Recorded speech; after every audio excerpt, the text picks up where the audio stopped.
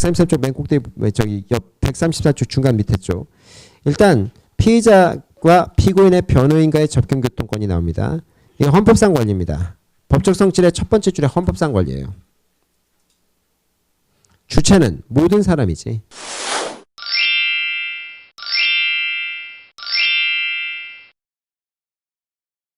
상대방은 변호인 또는 변호인 대리인자, 변호인 대리인자까지 포함하는 겁니다.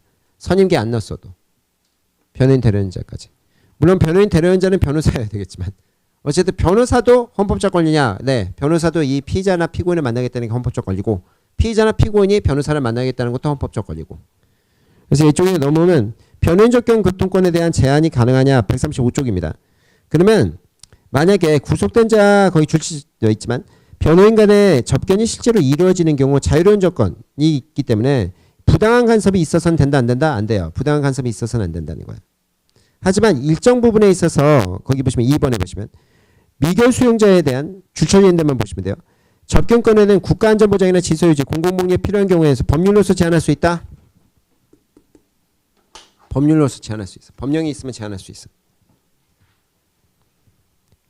그 얘기죠. 그래서 거기에 나올 게 네 번째 줄 끝에 특정이라는 게 나오죠. 특정 시점에 접견이 이루어지지 못했다는 것만 가지고 접견 교통권이나 조력권을 침해했다고 볼 수 있다 없다? 없어요.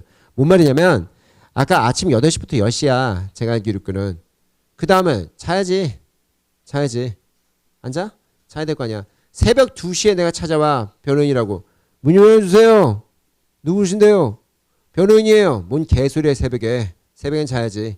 8시부터 10시니까 여기가 뭐야 시간이 정해진 시간이 있고 그 시간대에 오라는 거야. 그 시간대 외에는 못 받아주겠다는 거지. 그래서 그거는 뭐 당연한 거고. 저희 공휴일 일요일도 안 해요. 내가 알기로 일요일도 안 해. 일요일은 저희 비변호인들을 만날 수 있는데 변호인은 못 만날 거야.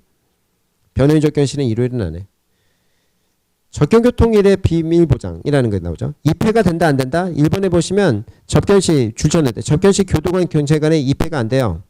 그래서 거기 2번에 가시거리내는 가능한데 가천거리내는 안 된다. 이게 이제 판례죠. 이거지. 이거 변호인은 가시거리내는 가능합니다. 왜냐면 경우에 따라서 피의자나 피고인이 구속되어 있는 애들이 변호사를 때려. 왜? 차 안 들어가니까 짜증나니까. 변호사가 나를 집행유예를 빼줄 수 있다고 얘기했는데 실형 맞았다고 봐봐. 그리고 변호사 왔다고 봐봐.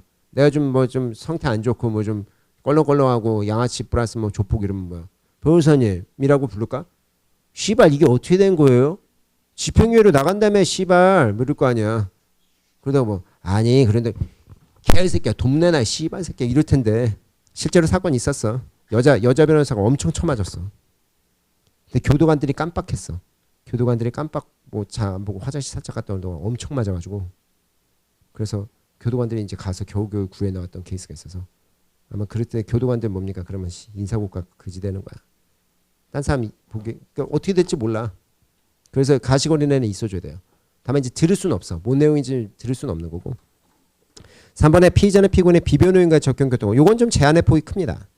그래서 여기 의사도 진료할 수 있고 이런데 법적 성격은 이것도 헌법적 권리입니다. 헌법적 권리예요 이것도. 비변호인이라는 게 이것도 헌법적 권리고 이것도 헌법적 권리입니다. 가족들이 만나볼 수 있고 이런 건 기본권이지. 주체나 상대방 같으면 체포돼 있는 사람들인데 여기서 긴급 체포돼 있거나 임의 동행돼 있거나 이런 사람들까지 다 포함하는 거예요. 그냥 싸그리다. 하여튼 잡혀 있는 사람은 싸그리 다야. 변호인 접견권도 이것도 싸그리 답니다.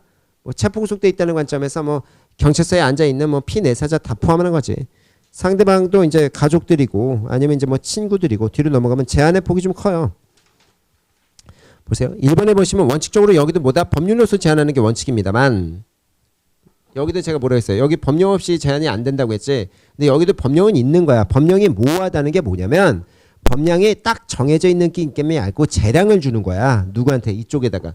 그러면 이제 근데 여기는 재량이 거의 없어. 여기는 재량이 없고 그래서 여기는 안 된다고 얘기하는 거고 여기는 재량이 좀 있으면 근데 법률 없이는 안 돼요. 여기도. 법률 없이 제한할 수는 없어. 우리나라에서. 법령이 여기는 법령이 모호하면 안 돼. 법령이 정확해야 돼. 근데 여기는 조금 모호해도 결정을 내릴 수 있다는 거지. 그래서 구체적인 그 부분에서 좀 다르진 거죠. 3번에 보시면 그래서 거기 보세요. 법률 범위 내에서 이루어지는 구체적 제한은 어떻게 된다? 수사기관의 법원이 재량껏 결정을 좀 내릴 수 있다. 이 부분이 여기보다 어떻다? 좀 플렉서블하다, 릴렉스하다 뭐 이런 느낌이지. 나와본 보실게요. 형소법에 따른 제한 이렇게 돼 있죠. 그럼 법원의 결정에 의한 제한도 있을 수 있고 수사기관에 의한 제한도 있을 수 있다는 거죠. 그러면 뭐 법원 같으면 도주나 증거인멸의 우려가 있다거나 아니면 뭐 수사기관도 똑같아요. 도주나 증거인멸의 우려가 있다거나 이러면 어떻게 한다? 접견을 제한할 수 있다? 접견을 제한할 수 있는 겁니다. 접견. 네, 거기 보시면 다만이라고 해서 의류, 양식, 의료품의 수수를 금지나 압수는 허용되지 아니한다 이거죠. 금지된다고. 금지할 수 없다고 이걸. 제한되니까. 근데 이것도 아까도 말씀드렸지만 모든 걸 다 들여올 수는 있다는 얘기는 아니고